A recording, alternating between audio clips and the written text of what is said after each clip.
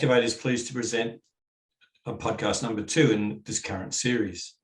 At the recent Joe Barry Awards finals, Amy Knight, Senior Nutritionist with Simplot, presented a compelling case on the environment and sustainability and the supplier's role in making sustainability more effective.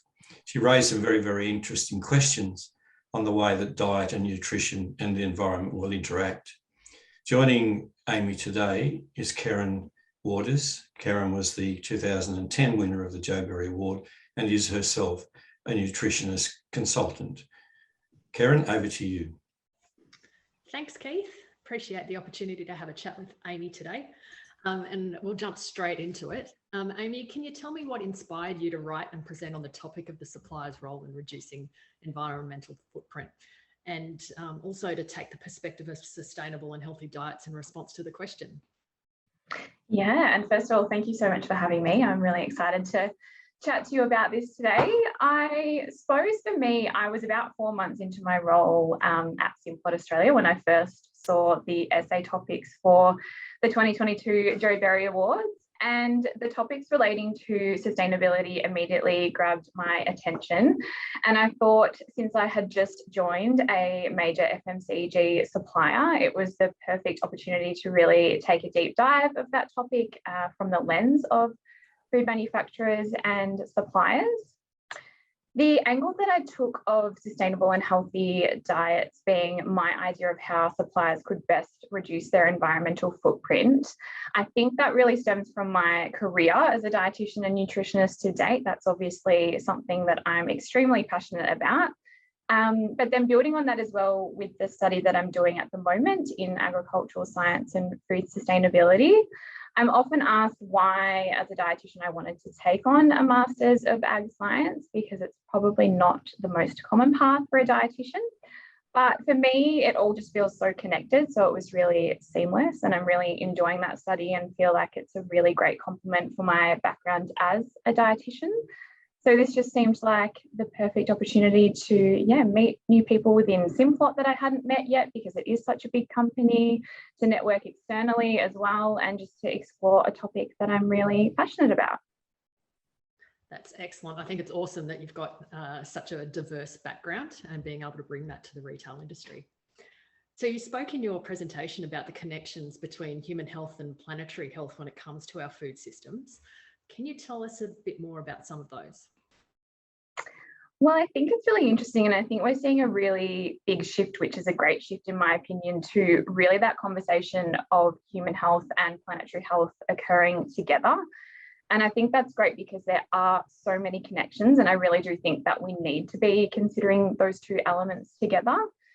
Sustainability so often focused on the environmental aspect, which is obviously crucial, but we also, if we extend the definition more broadly, need to be looking at the economic and the social impacts as well.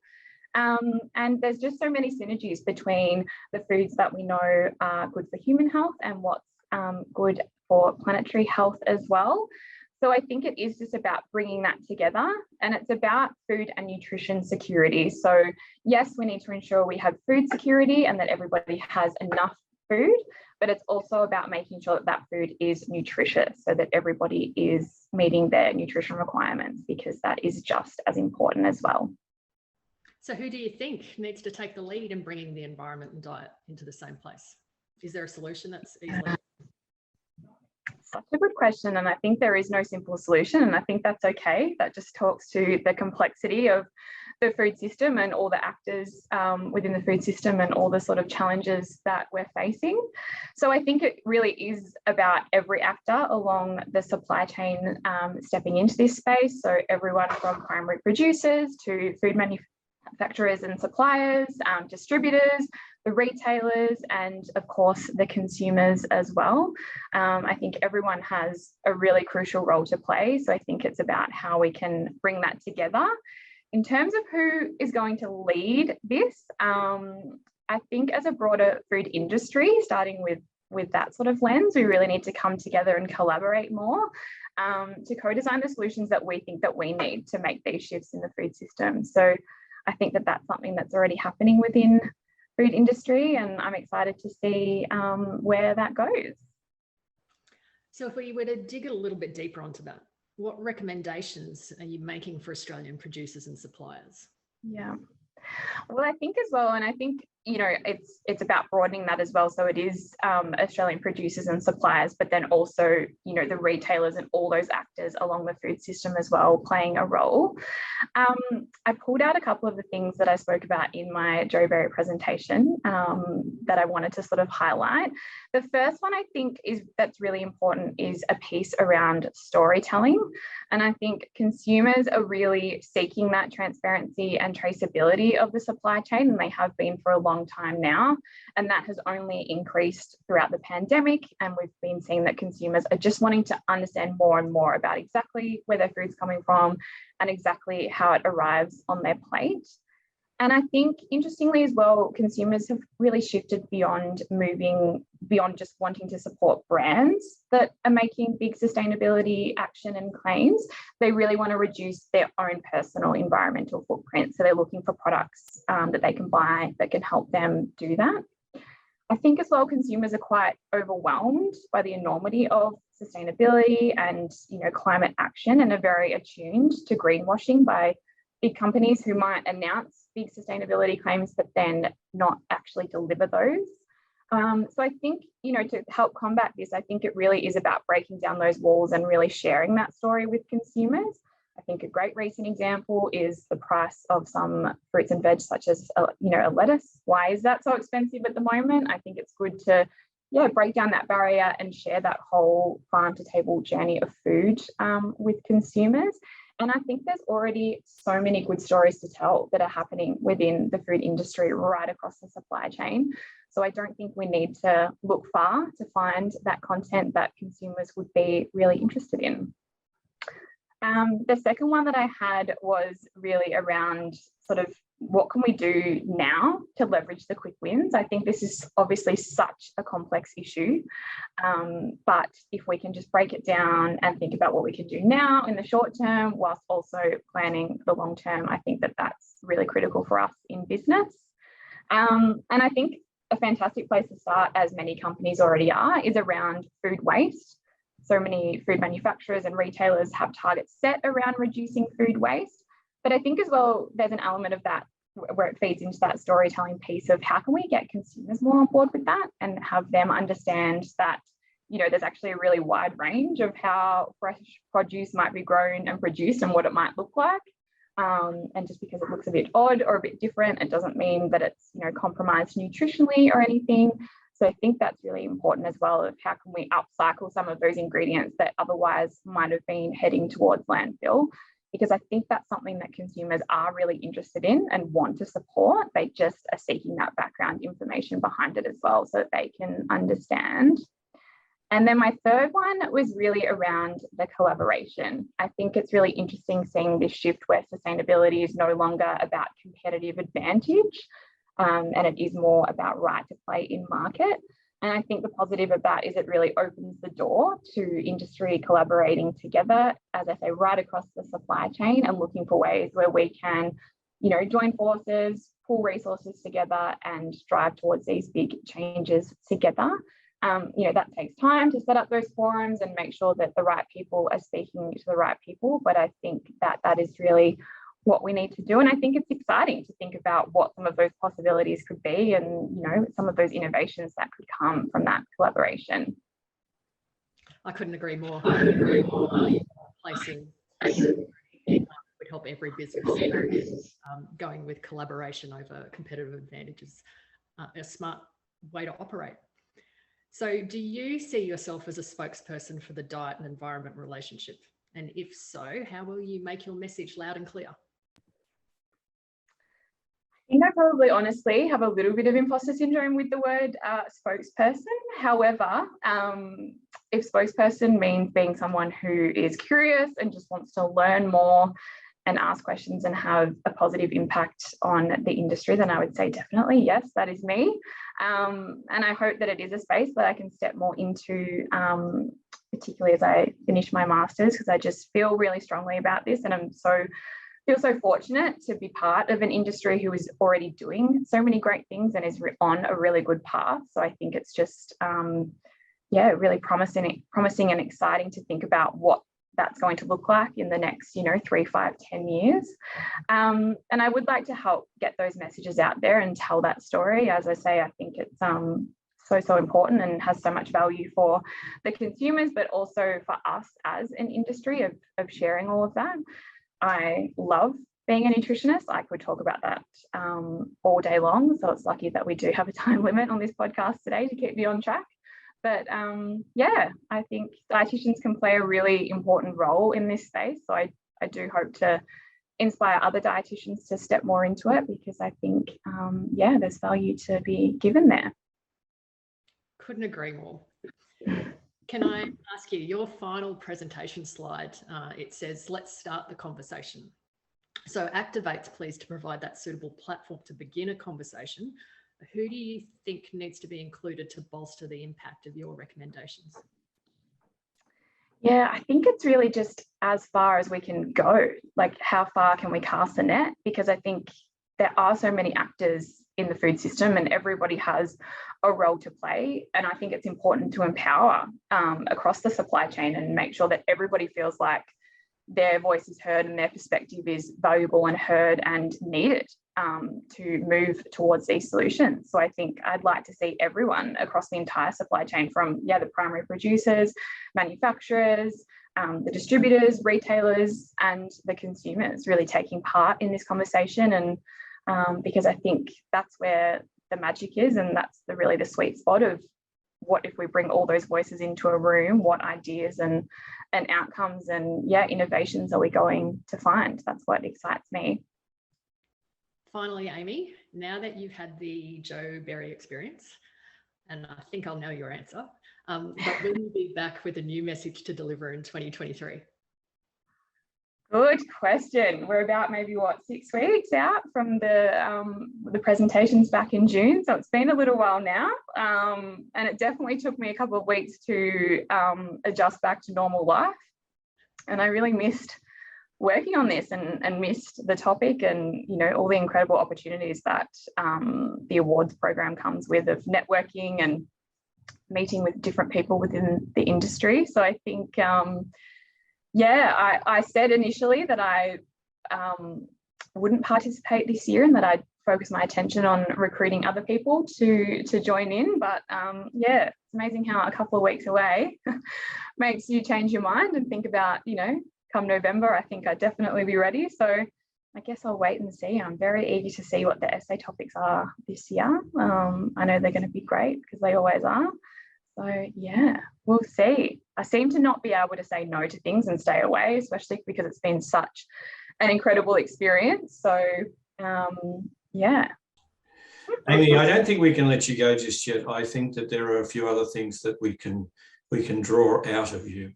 There's that situation of being a spokesperson. Well, courtesy of this podcast, we've nominated you and you are now spokesperson for the industry.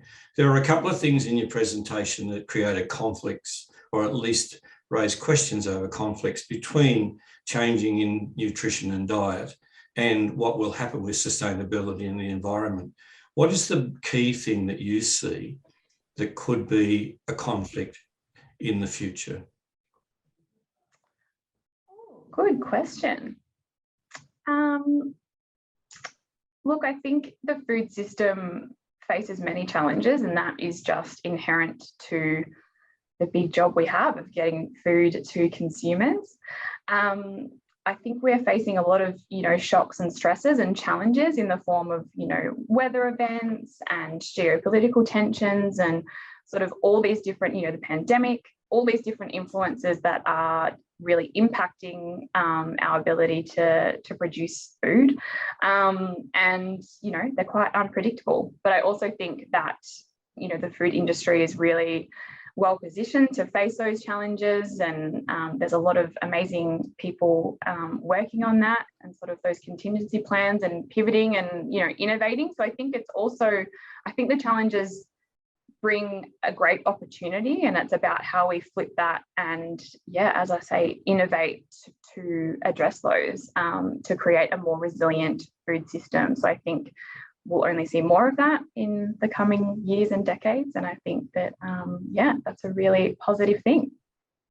Kerryn also said to you just a little while ago about starting the conversation, which was also taken out of your Joeberry presentations. So let's start the conversation. If we're going to direct some questions now out to the industry through the connections that we have, who do we target? Who do we want to bring in at the highest level into this conversation so that it can be taken to a very, very sensible continuation?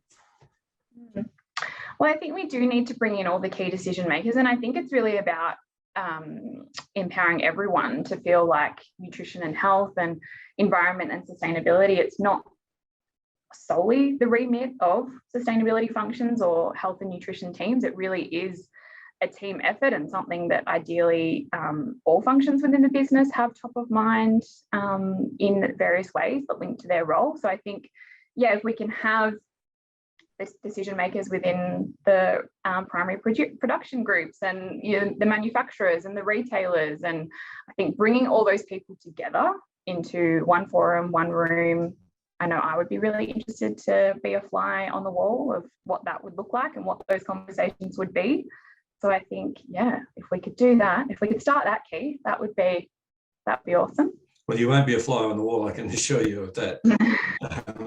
Kerryn, let's bring you in on the point that was made about building the consumers, or getting the consumers to understand more about their part in this nutritional situation. And of course, you're spending quite a bit of your time now directly with people on their diet and their nutrition factors. So are the consumers there yet, or are they a long way away from understanding the sustainability and the diet connections? In all honesty, I think they're confused.